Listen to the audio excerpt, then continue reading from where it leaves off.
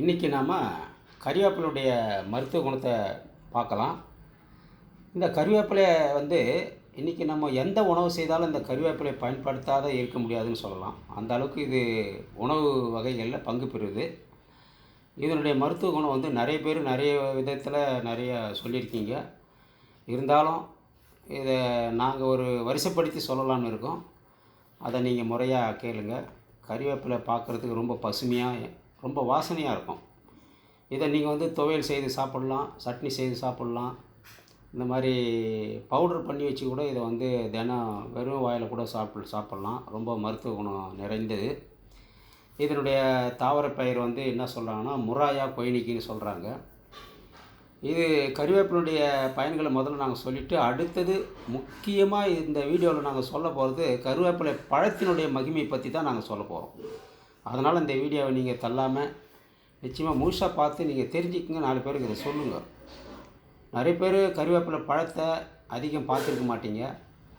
ரொம்ப பிரமாதமாக ஒரு நாவல் பழம் மாதிரி இருக்கும். இந்த கறிவேப்பிலைகள் கொத்து கொத்தாக காய்க்கும். அந்த வீடியோவில் பாருங்கள், எவ்வளோ அழகாக கருப்பு கருப்பாக அந்த பழங்கள் காட்சி அளிக்கிறத நீங்கள் பார்க்குறீங்க. இந்த பழங்கள் நம்ம வாயில் போட்டு சாப்பிட்டோம்னா ரொம்ப இனிப்பாக இருக்கும். கொட்டையை மென்று சாப்பிடக்கூடாது. அந்த பழத்தை மட்டும் நம்ம சப்பி சாப்பிட்டு கொட்டையை துப்பிடலாம். இந்த கொட்டையை நீங்கள் காய வச்சு இப்போ போட்டிங்கன்னா விதை நிறைய முளைக்கும். அப்படின்னா இந்த பழம் தானாக கொட்டி தானாகவும் முளைக்கும். அப்படி ஒரு அற்புதமான ஒரு விதை இது. இப்போ இந்த கறிவேப்பிலுடைய பயன்களை நான் வரிசைப்படுத்தி சொல்லிடுறேன், தெரிஞ்சுக்குங்க. அடுத்தது நம்ம பழத்தை பற்றி பிரமாதமாக பார்க்கலாம். இந்த கறிவேப்பிலை துவையல் செய்து சாப்பிட்டாலும் சரி, சட்னி செய்து சாப்பிட்டாலும் சரி, பச்சையாகவே தினம் ஒரு 10 இலை சாப்பிட்டிங்கனாலும் சரி, மருத்துவ குணம் மிக பிரமாதமாக இருக்கும். இது ரத்த சோகையும் முதல்ல குணப்படுத்துது. ரத்த சோகைன்னா எப்பவுமே ஒரு சோகமாக தெளிவு இல்லாமல் இருப்பாங்க. அந்த மாதிரி ஆளுங்களுக்கெல்லாம் கறிவேப்பிலை மிக அற்புதமாக வேலை செய்யுது. இரத்த சோகைக்கு மிக சிறந்த மருந்து. அடுத்தது வயிற்றுப்போக்குன்னா உங்களுக்கு எல்லாருக்கும் தெரியும். அடுத்தது மூல நோய்க்கு இது சிகிச்சைக்கு ரொம்ப பெரிய உதவியாக அந்த கறிவேப்பிலை உதவுது. அடுத்தது வாய் குமுட்டல், தலை சுற்றுதுன்னு சொல்லுவாங்க. அந்த மாதிரி விஷயங்கள்லாம் இதில் இந்த கறிவேப்பிலை சாப்பிட்றவங்களுக்கு வராது. அது மட்டும் இல்லைங்க, சீரான இரத்த ஓட்டத்திற்கு ரொம்ப வழிவகை பண்ணுது இந்த கறிவேப்பிலை. அடுத்தது வேதி சிகிச்சையால் ஏற்படும் கீமோதெரப்பி பக்க விளைவுகளை குறைக்குது.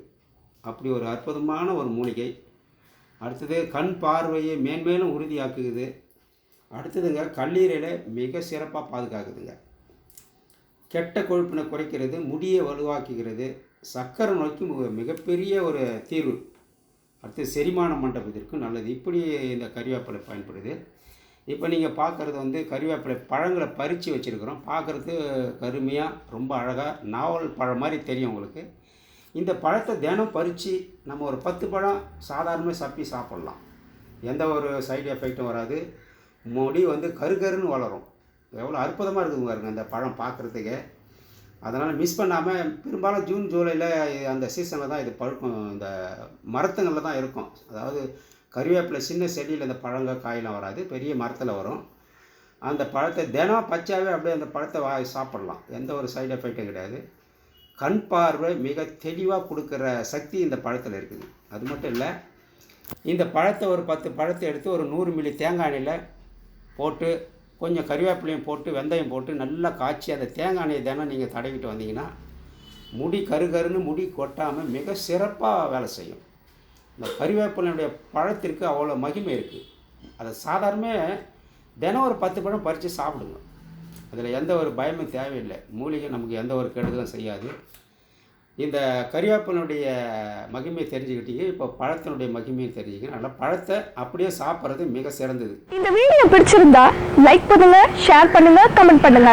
மறக்காம எங்க சேனலுக்கு சப்ஸ்கிரைப் பண்ணுங்க. அது கூடவே ஒரு பெல் ஐக்கன் வரும், அதை கிளிக் பண்ணுங்க.